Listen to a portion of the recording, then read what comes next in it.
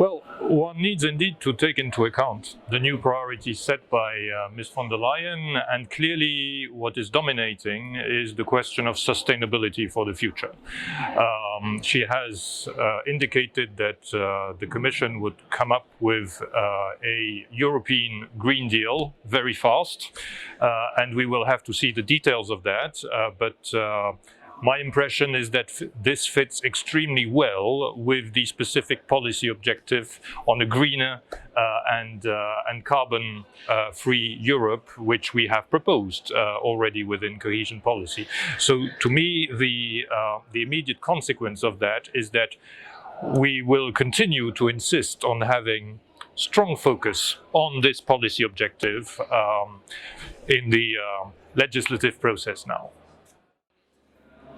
We used the last cycle of the European semester to enrich our analysis of the country reports by notably looking at regional disparities and also by looking at the fundamental investment needs in the different member states. And it is on that analytical basis that we then suggested some areas of priority investment for the future cohesion policy specifically.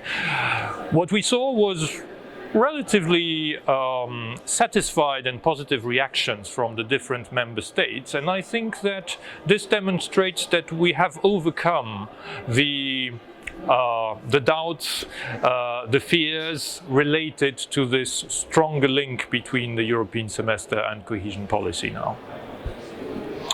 To us, this question is absolutely fundamental. We believe that at the level of each member state, there needs to be a top-level reflection on the basic issues and on how to address them, and that involving also other sources of funding than cohesion policy, and seeing where there would be natural complementarities.